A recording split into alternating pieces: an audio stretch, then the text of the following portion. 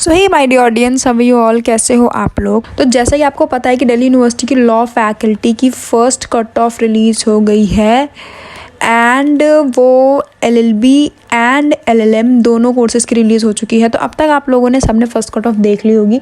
First cut off यार बहुत ही unpredictable cut off है, क्योंकि दिल्ली यूनिवर्सिटी ने बहुत ही ज़्यादा कट ऑफ आ गई है, जो कि बिल्कुल एक्सपेक्टेड नहीं था कि इतनी ज़्यादा कट ऑफ में हाइक होगा। तो अभी जो मेन डाउट है आप लोगों के एडमिशन से रिलेट करके, उसके ऊपर हम बाद में बात करेंगे। बट लेट्स देख लेते हैं कि क्या क्या चीज़ हमारी जो कट ऑफ है वो आई है। ठीक है, तो आपका जो कट ऑफ है वो कुछ इस तरीके से आपको मिल गई होगी। जहाँ तक आप इसमें देख रहे हो कि बस इन शॉर्ट बता देते हैं, क्योंकि अभी एज सच इसके ऊपर कोई बात करने का वो नहीं है, मैटर नहीं है। बिकॉज अभी तो आप जिसका एडमिशन हो रहा है, well and good, congratulations guys. बहुत तो इस बार जो कट ऑफ है बहुत ज़्यादा हाई है, बहुत ज़्यादा ही हाई है। बट अब इसके बारे में इतना ज़्यादा बात करके कोई इशू नहीं बनता। ठीक है, तो इन शॉर्ट मैं आपको बता देती हूँ कट ऑफ क्या क्या गई है, ताकि आप लोगों को पता चल जाए कि बेसिकली जो कट ऑफ है किस पर लाई कर गई है। अब तक तो आपको पता ही चल गया होगा, वैसे भी मैंने अपने टेलीग्राम और इंस्टाग्राम पे भी आप लोग अपडेट कर दिया था इस चीज़ को लेकर। ठीक है, सो मैं एक सेकंड में आप लोगों को बताती हूँ कट ऑफ क्या गई है इस बार की। वेयर इट इज़, हाँ। सो आपके जो जनरल की कट ऑफ है, हम सीधे यही पर बात कर लेते हैं। जनरल की जो कट ऑफ है वो आपकी ये 257 बहुत ही हाई है प्रीवियस ईयर की कट ऑफ से।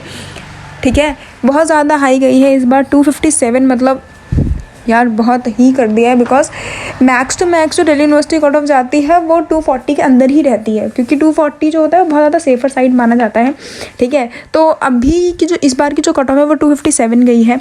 और इस चीज़ से आप ये मतलब समझ सकते हो कि जो सेकेंड और थर्ड कट ऑफ आने वाली है वो ज़्यादा उसमें आपको हाइक नहीं दिखने वाला। क्योंकि जब भी हम कट ऑफ देखते हैं, ये चीज़ हमेशा अपने ध्यान में रखना है कि जब भी आप कट ऑफ देखोगे किसी भी ईयर की, तो उसमें जब आप second and third cut off की तरफ जाओगे तो फर्स्ट कट ऑफ के अकॉर्डिंग्स में ही सेकंड और थर्ड कट ऑफ आती है। और max to max third cut off तक आपको 5 to 6 मार्क्स का डिफरेंस दिख सकता है जनरल कैटेगरी में। लास्ट ईयर तो सिर्फ 2 नंबर का दिखा था, 2 या 3 नंबर का कट ऑफ का ही डिफरेंस था लास्ट ईयर। तो ज़्यादा कुछ कट ऑफ में डिफरेंस नहीं आता है। ठीक है, तो अभी तो हम सिर्फ ये देख लेते हैं कि आपको कौन से प्रोसीजर को फॉलो करना है। उसके बाद आगे की चीज़ें देखेंगे। अभी हम ये डिस्कस नहीं कर रहे कि second cut off third cut of में क्या होगा, वो दूसरी चीज़ है।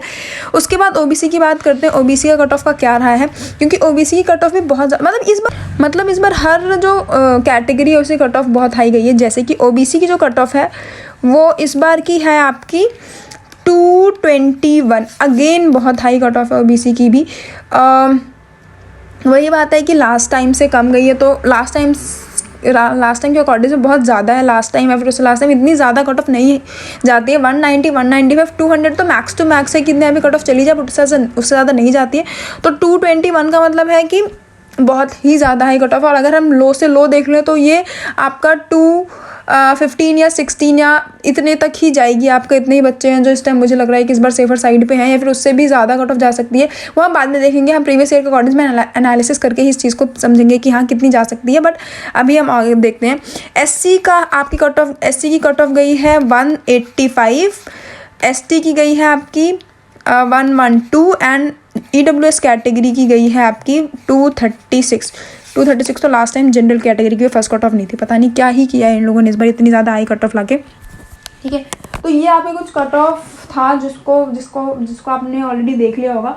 और ये जो प्लेलिस्ट कह रही हूँ, ये जो आपकी रैंक लिस्ट तो नहीं आई, कट ऑफ है, इसमें आपने देख लिया। और हाँ, ये जो हम लास्ट ईयर क्या होता था, ये जो आपको दिख रहा है ना, ये वाला जो एरिया होता था, ये सबकी CLC लिखा हुआ आता था। बट इस बार आई गेस उन्होंने साथ के साथ है कि सेंटर को भी अलॉट कर दिया है। तो आपको टेंशन लेने की जरूरत नहीं है कि अब हमें कौन सा सेंटर मिलेगा। बिकॉज लास्ट ईयर ये हुआ था कि प्रॉपर सब बच्चों के नाम करके CLC लिख रखा था और सेंटर अलॉट नहीं कर रखे थे। तो इस बार आपको सेंटर अलॉट भी कर रखा है, तो विच इज़ गुड। ठीक है, अब आपको उतना ज़्यादा समझने की जरूरत नहीं कि हाँ कौन सा सेंटर आपको अलॉट होगा।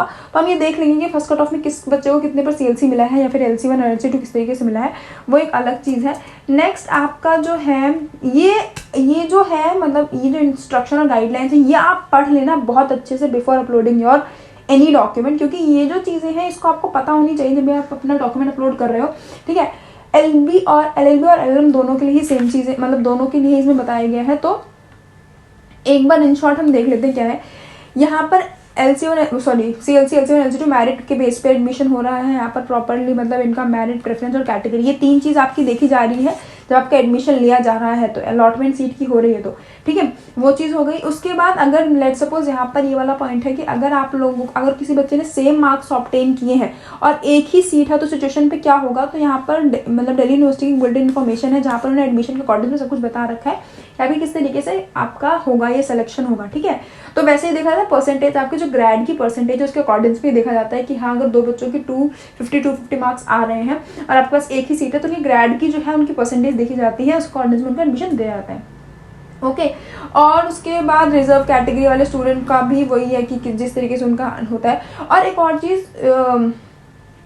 अगर अनरिजर्व कैटेगरी में किसी बच्चे का आता है, ठीक है, तो अब वो SC है, ST है, OBC है या फिर EWS है, उससे हमें कोई मतलब नहीं होता क्योंकि अनरिजर्व कैटेगरी उसमें आपका हर बच्चा फॉल करता है अनरिजर्व कैटेगरी में, ठीक है। ऐसा नहीं है कि जिसकी कैटेगरी है वो फॉल नहीं कर सकता अनरिजर्व कैटेगरी में। एक क्वेश्चन था मेरे पास हॉरिजॉन्टल वर्टिकल वाला कि हॉरिजॉन्टल अप्लाई होता है वर्टिकल होता है, ऐसा यहाँ पर मेरी इन्फॉर्मेशन में ना ही तो कोई हॉरिजॉन्टल है ना ही तो वर्टिकल है, ऑब्वियस बात है वर्टिकल ही आपको मिल रहा था। कैटेगरी के बेसिस पर आपको जो कैटेगरी के बेसिस पर आपको आपका जो कॉलेज होता है फिर जो एडमिशन होता है कैटेगरी के बेस पर होता है, ऐसा कुछ नहीं है कि आपको या फिर विमेंस को या फिर उन सब चीज़ों को अलग से प्रेफरेंस दी जाती है। विमेंस को तो मतलब इस यूनिवर्सिटी में ऐसा कुछ प्रेफरेंस नहीं जाता है, सबको इक्वली ट्रीट होता है। तो अगर आप कैटेगरी में आ रहे हो तो उस कैटेगरी के अकॉर्डिंग में आपको एडमिशन मिलेगा, ठीक है, वो चीज़ें हैं। और मैंने पूरा अभी ध्यान से पढ़ा नहीं वो क्या है, बहुत बड़ा ही था इतना, मतलब ठीक है, गुड।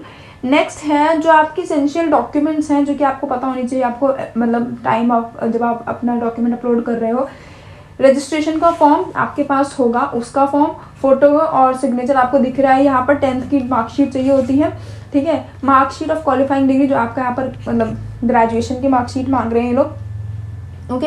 प्रोविजनल सर्टिफिकेट, अगर आपने किसी को जैसे कि अगर आप किसी यूनिवर्सिटी में जहाँ पर आपका मार्कशीट नहीं निकला है फिर आपकी डिग्री नहीं आई है तो उस अकॉर्डिंग में आपको प्रोविजनल सर्टिफिकेट वहाँ पर अप्लाई मतलब देना होता है, ठीक है, वो चीज़ है। और उसके बाद अगर आप किसी कैटेगरी से बिलोंग करते हो आपको रिलैक्सेशन मिलेगा। अगर हम EWS और OBC की बात करते हैं तो उनको करंट फाइनेंशियल ईयर का ही देना होता है। करंट फाइनेंशियल ईयर स्टार्ट होता है मार्च, मतलब दिल्ली यूनिवर्सिटी की बुलेटिन के अकॉर्डिंग 31 मार्च का आपका होना चाहिए करंट फाइनेंशियल ईयर, ये माना जाएगा, ओके। और माइग्रेशन सर्टिफिकेट के ऊपर बहुत क्वेश्चन आते हैं। एक मैं आपको डाउट क्लियर कर देती हूँ, अगर आप दिल्ली यूनिवर्सिटी से हो, if you are from Delhi university, तो आपको माइग्रेशन सर्टिफिकेट देने की कोई ज़रूरत नहीं है। जितनी किसी भी कॉलेज से हो, चाहे आप SOL से करो, चाहे आप नॉर्मल रेगुलर से हो, चाहे आप NC वेब से, किसी भी कॉलेज से अगर आपने ग्रेजुएशन की, किसी भी पॉइंट से अगर आपने ग्रेजुएशन की है और आपके पास DU का ही सर्टिफिकेट है, DU की डिग्री है, तो आपको माइग्रेशन सर्टिफिकेट देने की कोई ज़रूरत नहीं है। बट अगर आप दिल्ली यूनिवर्सिटी के अलावा किसी और कॉलेज से आए हो तो आपको माइग्रेशन सर्टिफिकेट देना पड़ेगा,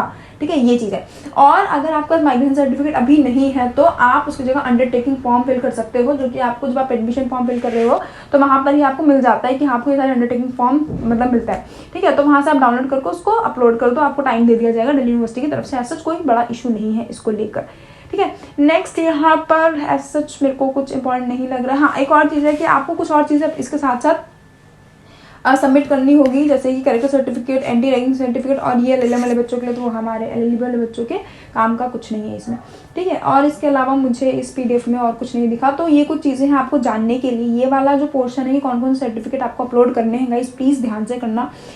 और अगर आप लोगों का एक जो बहुत प्रोमिनेंट डाउट है कि यार मैंने ना गलत सर्टिफिकेट अपलोड कर दिया या फिर मैंने नहीं किया, फिर ऐसा कुछ भी है, तो जब आपका फॉर्म वेरीफाई किया जाएगा यूनिवर्सिटी की तरफ से और वहाँ पर कोई भी चीज़ गलत होगी तो यूनिवर्सिटी आपको मेल करेगी, ठीक है।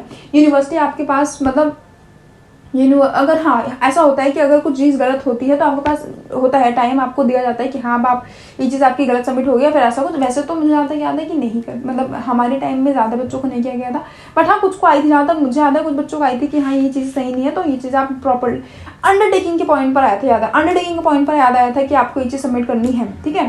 तो अगर किसी ने अंडरटेकिंग फिल नहीं की है या फिर उसको ज़रूरत है तो उन सब चीज़। और हाँ, अगर आप लोगों को कोई भी डाउट है इन चीज़ों से रिलेट करके, तो आपको दिल्ली यूनिवर्सिटी ने ग्रीवेंस जो कमेटी है उसने प्रॉपर आपको ईमेल आईडी प्रोवाइड कर रखी है, वहाँ पर आप डायरेक्ट जाके ईमेल करो, वहाँ पे नंबर भी है, बहुत ही मतलब बहुत ही अच्छी तरीके से रिप्लाई करते हैं आप लोगों को। तो आप ये मत सोचो कि कुछ गलत हो गया है तो हम कैसे करें।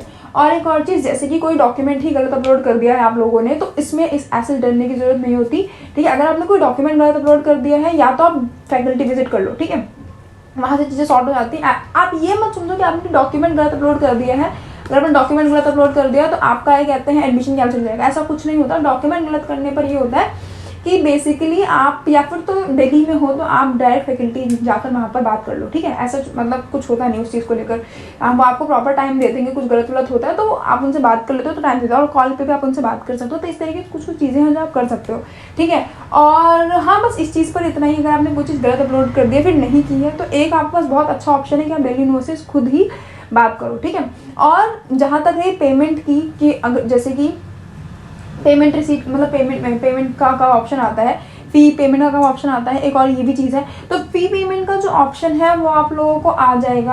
आई गेस इसके ऊपर भी एक है जिसमें आपको फ़ी पेमेंट करना बताएगा। हाँ, अगर आप फर्स्ट अलॉटमेंट लिस्ट में, क्योंकि अभी फर्स्ट अलॉटमेंट लिस्ट ही आई, तो फर्स्ट अलॉटमेंट लिस्ट वाले बच्चों को आज उनकी आई है, इस तक उनका चलेगा, 10 तक वो एडमिशन ले सकते हैं, और 14 उनकी जो है पेमेंट 14 तक वो कर सकते हैं, और 15 उनका पेमेंट की डेट है फर्स्ट कट ऑफ वाले बच्चों को। तो 15 तारीख तक आप सबकी पेमेंट का आ जाएगा लिंक। बीच में भी जैसे कि आपने कोई सुबह 11 बजे कर लिया, तो उसका पहले अगर फॉर्म वेरीफाई हो जाता है तो उसको जल्दी आ जाता है। तो ऐसे डरने की बात नहीं है कि उसका पहले आगे मेरा नहीं आया, मेरा पहले उसका नहीं है, ऐसा कुछ नहीं होता। 15 से पहले आप सबका आ जाएगा, ठीक है। और आ जाता है जैसे आप फॉर्म अपलोड करते रहते हो।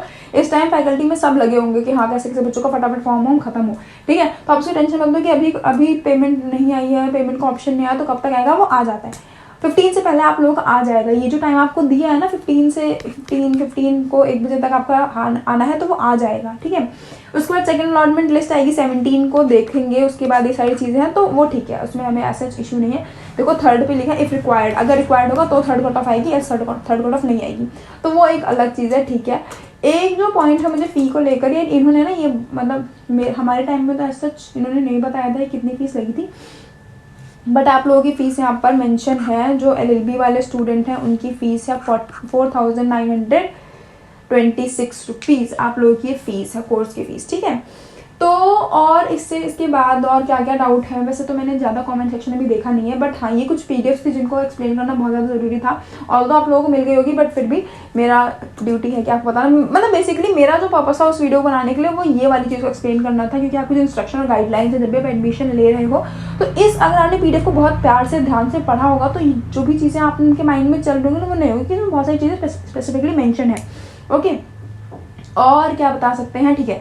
तो इस वाली वीडियो में मैं इसको यहीं पर एंड करती हूँ, क्योंकि बहुत सारी चीज़ें हैं यहाँ पर बताने के लिए, और ऑलमोस्ट मैंने आपको बता दिया, ठीक है। और ठीक है फिर, और मिलते हैं और किसी वीडियो में। Till then goodbye. और अगर नेक्स्ट मतलब और जो आपके पास जितने भी डाउट है ना इस चीज़ से रिलेट करके, तो आप अपने पास रख लो। मोस्ट प्रोबेबली हम कल आएंगे लाइव। यार आज मैंने बहुत ही पूरा सेटअप रेडी करके बैठी थी कि हम लाइव आके आपके सारे डाउट्स को क्लियर करेंगे, बट पता नहीं क्या हो गया, आ नहीं पाई मैं, क्योंकि पता नहीं क्या हो गया, मुझे खुद समझ नहीं आया कि क्या हुआ। मतलब कनेक्टिविटी इशू ऐसा गंदा हो गया था कि अचानक से सब चला गया, ओके। सो ठीक है, उस चीज़ को बाद में देखेंगे, बट अभी अगर आपके पास कोई भी डाउट है तो please let me know in the comment section below, और मिलते हैं नेक्स्ट वीडियो में। Till then goodbye guys.